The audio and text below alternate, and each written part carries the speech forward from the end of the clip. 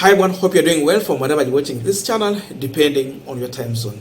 Now, there was a discussion on K24 TV about the Kenya Kwanza government. And in that discussion, someone just explained nicely, he literally nailed it down on the three language that the Kenya Kwanza government is using. And above all, their main language among the three languages. Number one, it is English. Number two, we have the Swahili version. And number three, a combination of English and Swahili lies. So that language is the language of lies that Kenya Kwanza is using. And that is the main language they use. But this guy went further to explain the region where they always resort to that language anytime they get to that area. And that region is none other than Mount Kenya region. That when they get to Mount Kenya region, the only language they resort to use is lies. Not English, not Swahili. A combination of English and Swahili lies. I want to listen to him shortly, then from here, we are going to explain more on the occasion in which they have really managed to lie to the people, live on camera, even on things they can see that this is a lie, but they still clap their hands. You know, sorry to say this, but the KK administration has got three languages they speak very fluently. First and foremost, they speak English. They speak it very well. They have a dictionary for it. They also speak Kiswahili. They speak it very well. And they have a kamusi for it. But there's a third language they speak that is special to them. And they have an English version of a dictionary for it. And a Kiswahili version of a kamusi for it. And that third language is called lies, ama uongo. And that is what this gentleman is giving us here. Sometimes when I listen to Kenya Kwanza administration, I have to decipher, are they speaking English today? Or are they speaking Kiswahili? Or are they speaking the third language called lies, either in English or in Kiswahili uongo? And sometimes it is very difficult because, especially when they choose to speak the third language, they come to our region, Mount Kenya. And when they are speaking that third language, it can be in English or in Kiswahili, but it's a language called lies. So I do not take everything they say for what it is. Now we are continuing with this particular discussion, but just a quick request for those who are watching and you have not subscribed, please consider subscribing. To our channel subscribers, I must say thank you so much. And again, to all our viewers, please give this video a thumbs up. Thank you so much, and back to this discussion.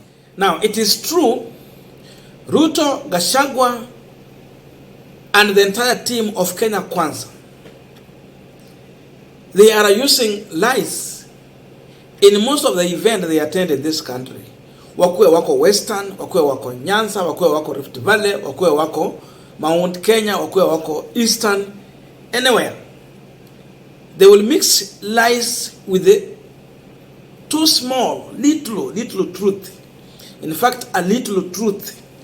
But the rest is just lies. They lie without blinking. They lie live on camera. They lie in public. And even in private, they lie. So that has become their third language. And people are realizing this. But the worst is when they get to Mount Kenya region. They overdo it. In fact, when they are in Mount Kenya, the only language they resort to is only lies. Lies and nothing else but lies. They would even promise that they are going to bring heaven here on earth when they are in the Mount Kenya region, and the people are going to clap. They will promise things that you cannot even deliver. And they will deliver about things. But still, people will clap for them. That's the truth. And at one point, was it last week, when Ruto was in Western, there is something Musalia Mudavadi said to the Mulembe nation, and Gachagwa was sitting there. Mudavadi was explaining what Uhuru Kenyatta was able to do when he was the president in Mount Kenya region. And he wanted the people in Western to learn the importance when they have one of their own in government on how they can benefit. Gachagwa alikuwa amekaa pale. And I also saw Pauline Njoroge reacting on the same. And it was clear that the development Uhuru Kenyatta took to Mount Kenya region, no one can break that record. He really did it. But when Gachagwa is in Mount Kenya region, anaambianga watu nini? That Uhuru really wasted the region is underdeveloped, that he was the worst president, he left the country in a dilapidated state. That is Gachagwa. And they will clap for him. Let me just quote this statement. This is Mudavadi, while in Western region. I wonder how Azimio got the votes in the Western region when its leadership, through the handshake brother, duped our people into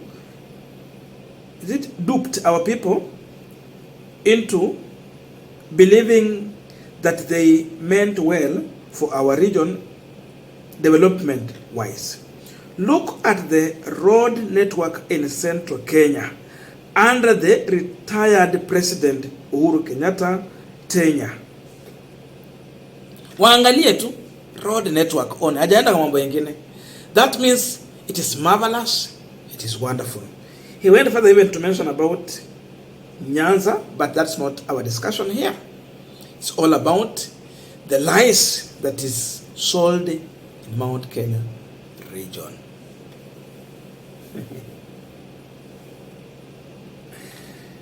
Now, Pauline Njoroge reacted to this. And this is what she said. Gachagwa is seated next to Mudavadi in Kakamega.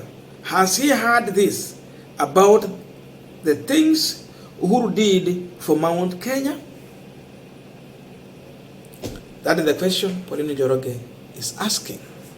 Has he heard? Because he has always come out to say that Uhuru has done nothing. But the man whom they are serving within the same government, the third in command, politically, he was telling the Mlembe nation to look on the big things that Uhuru was able to do when he was president in Mount Kenya. The reaction that Mudavadi was looking for is for the people of Western region to rally behind one of their own with an intention that if he managed to get to power, then that kind of development in Mount Kenya region is going to come to Western. So there is something he wanted them to admire from Mount Kenya. Why? Uhuru was the president. He delivered home first before going outside. That is the truth. Lakini Gachagwa huwa anaambia nini watu wa Mount Kenya? The third language is the only one that they will resort to. Lies. Shida ni kwamba huwa wanapigiwa makofi. Hiyo ndio huwa inanishangaza kwa yote. And I still don't understand how Gachagwa has been able to convince people in Mount Kenya region about the issue of milk, coffee, and tea. Indeed, if you go and check, the last time when Uhuru was in power, how much farmers were earning for their coffee. If you compare what they are being given right now under Ruto Gachagwa administration, there was a drop of 22 shillings per kilo of coffee. Ukilinganisha na ile yenye Uhuru alikuwa anapeana na yenye Ruto anapeana na Gachagwa saa hizi.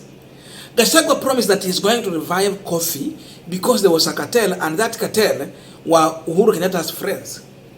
I'm wondering who was this really cartel. Was it that Gachagwa is the new cartel? Lakini la kushangaza wanapigiwa makofi. Those are the lies that they are selling to the people of Mount Kenya region. They promise the good return for tea farmers in Mount Kenya region. Up to now, we are waiting for the revival of tea. Bado haijafanyika. Na Gachagwa aliweka pale akaambiwa yeye ndio chair wa kuangalia mambo ya majani chai Mount Kenya. Who ana chair these meetings? Wamegain nini? Nothing, because they have resorted to use the third language, lies. And people are listening to that. What about milk farmers?